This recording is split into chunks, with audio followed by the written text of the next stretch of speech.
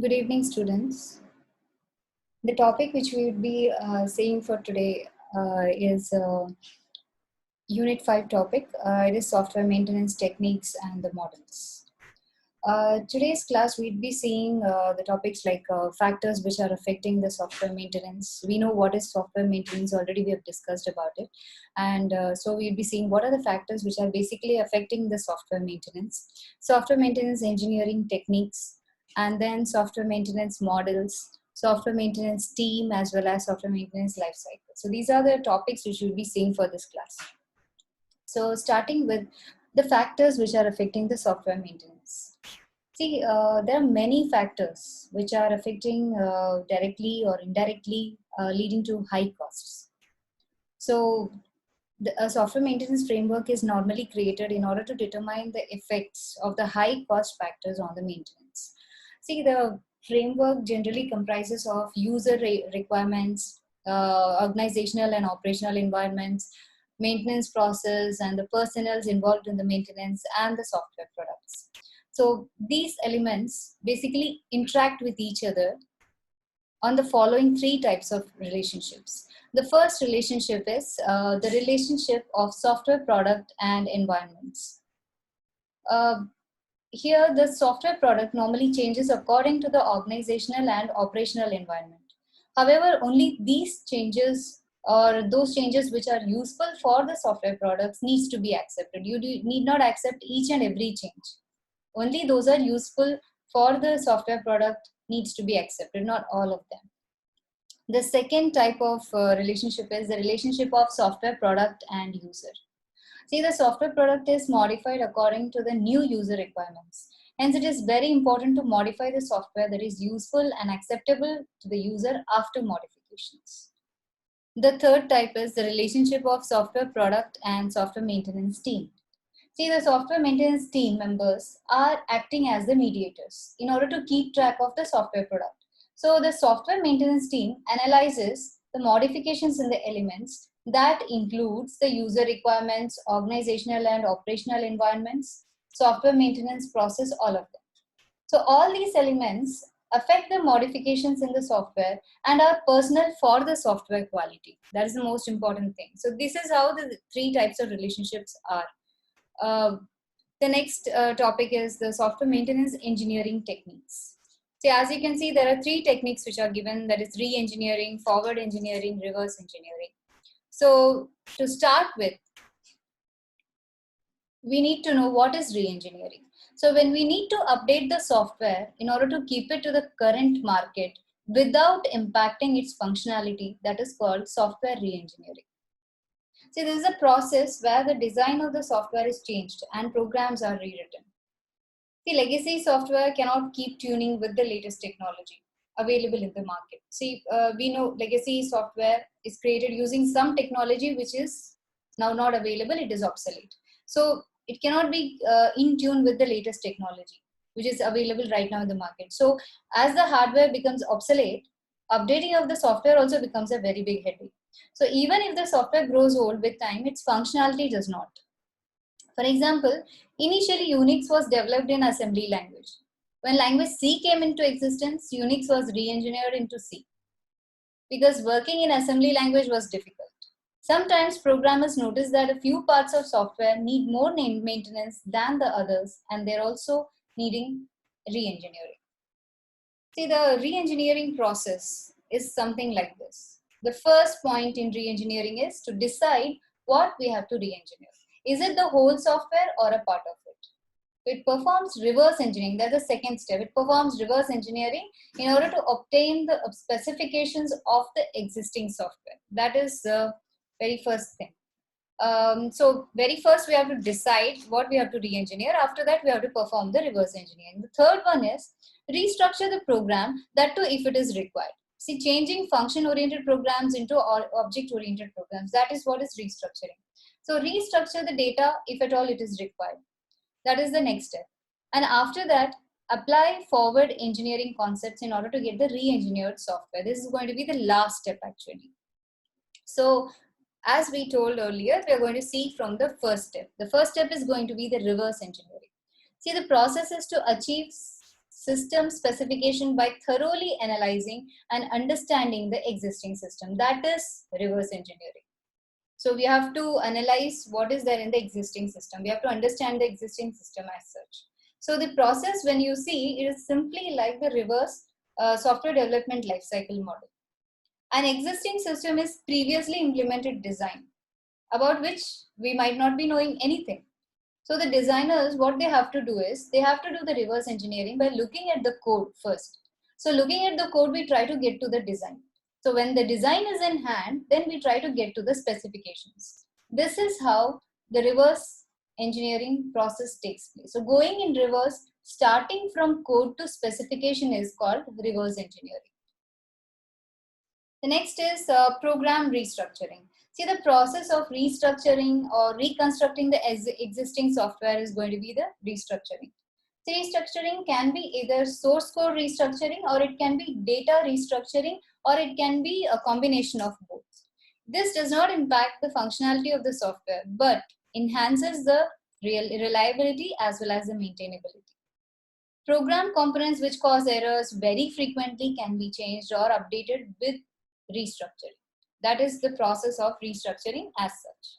If it is required, it is done. The last one is forward engineering. See, the process of obtaining desired software from the specifications which we have already obtained by reverse engineering is called forward engineering. It assumes that there are some software engineering already done in the past. Forward engineering is same as software engineering process. Only one difference is there.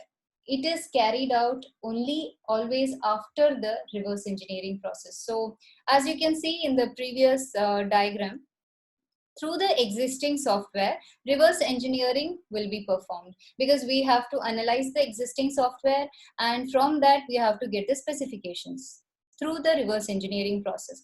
After that, restructuring will be done if at all necessary.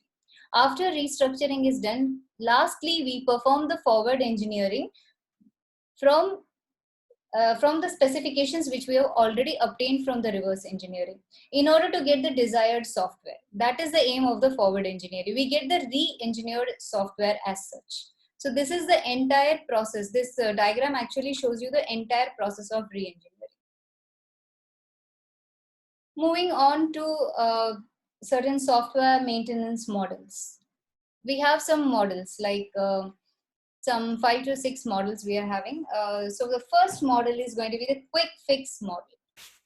As it is going to be an ad hoc approach used for maintaining the software system. Now we might be wondering, what is an ad hoc? Ad hoc is nothing but it is created for a specific network, or it is created for a specific purpose, and only it serves that specific purpose. It cannot be reused. That is the meaning of ad hoc. So it is an ad hoc approach used for maintaining the software system. The objective of this model is to identify the problem and then fix it as quickly as possible. That is why the name is quick fix model. It performs work quickly and at a very low cost. This modifies the software code with little consideration for its impact on overall structure of the software system. That is all about the quick fix system. The next is iterative enhancement. Iterative enhancement model.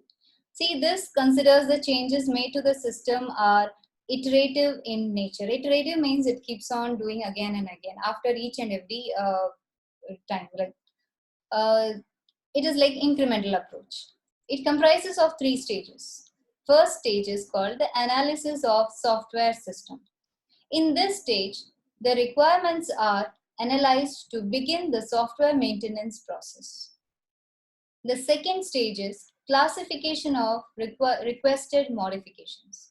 In this second stage, after analysis, the requested modifications are classified according to the complexity, technical issues, and identification of the modules affected.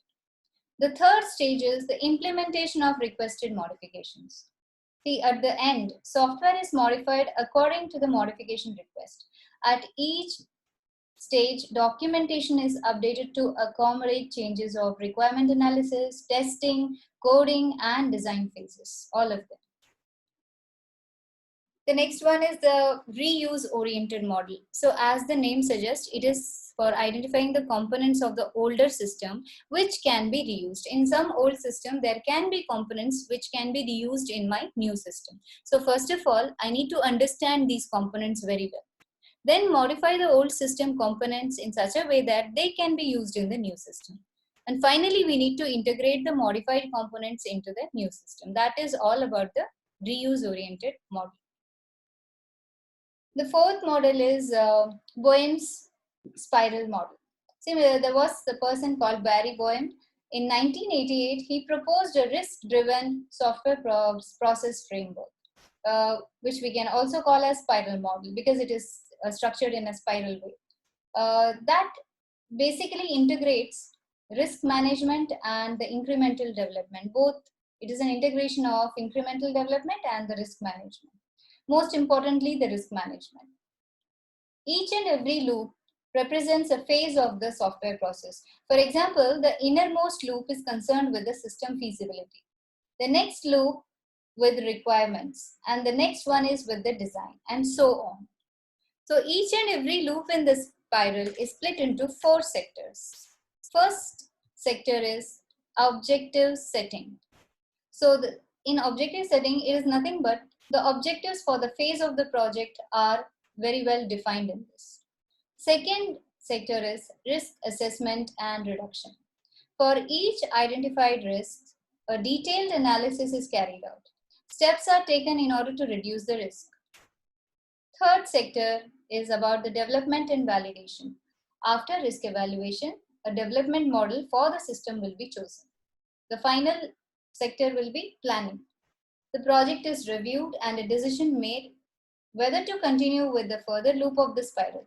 If we decide in order to continue, then the plans are drawn up for the next phase of the project. This model, we have to remember, it's very, very close to the spiral model, but this model explicitly recognizes the risks. That is the speciality of this model. The last model is Osborne model. There was another person called Osborne. He gave an approach called as Osborne model or Osborne process model. This method directly deals with the reality of the maintenance environment. This model makes allowance for how things are actually, rather than how we would like them to be. So there are various stages of maintenance life cycle. We can see that in this figure. See, if there is a need for change, then the change will be request. Change request will be submitted.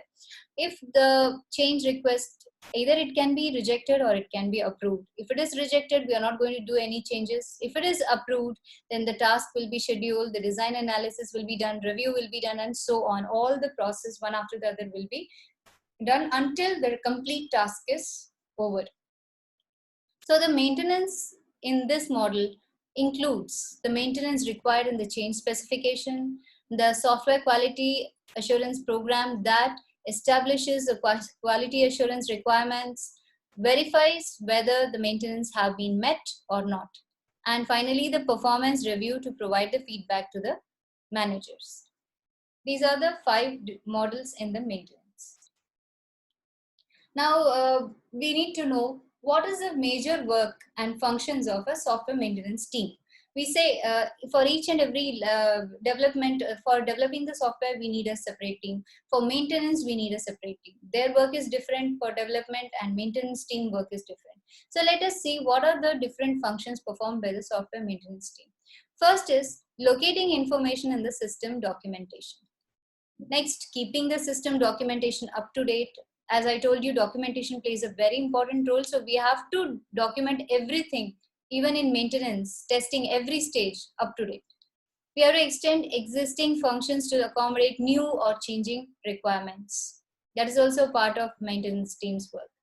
Adding new functions to the system wherever necessary. Finding the source of the system failures or problems. That is also a very important task of the maintenance team.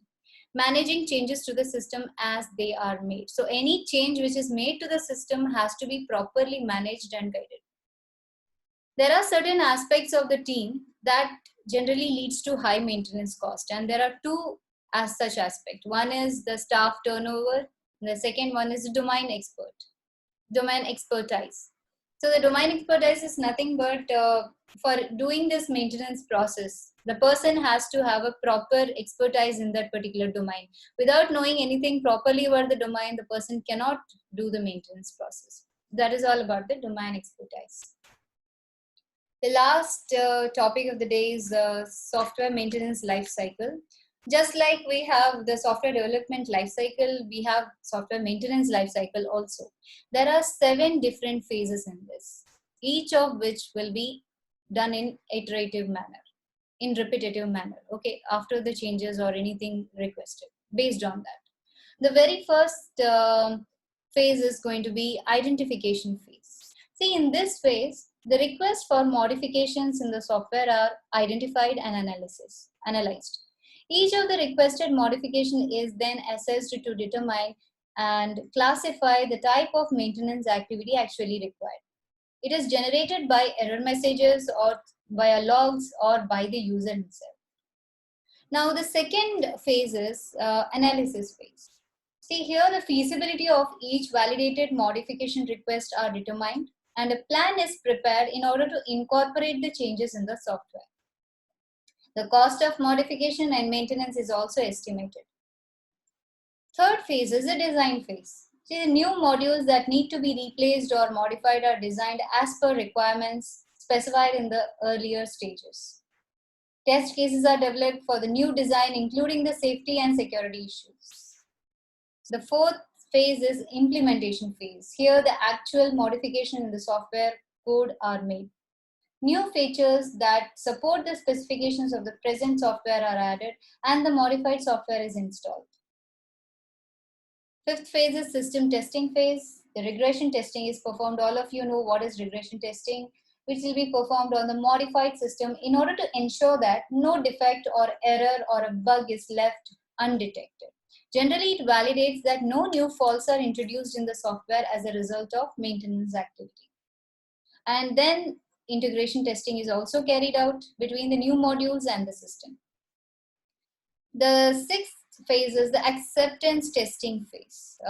Acceptance testing is performed on the fully integrated system by the user, or it can be done by the third party specified by the end user. This is in order to verify that all the features of the software are according to the requirements stated in the modification request. Okay, I'll just brush up what is an acceptance testing. See, it is to determine whether or not the software system has met the requirement specifications. The main purpose of doing acceptance testing is to evaluate the system's compliance with the business requirements and to verify if it has met the required criteria for delivery to the end users. There are many types of acceptance testing. You might be knowing, you would have studied them: alpha testing, beta testing, business acceptance testing, user acceptance testing, and so on. So that is all about the sixth phase. The final phase is going to be the delivery phase. In the delivery phase, once acceptance testing is successfully accomplished, the modified system is delivered to the users. The final testing of the system is done by the client after the system is delivered. So that is all about the 7 different phases in the software maintenance team.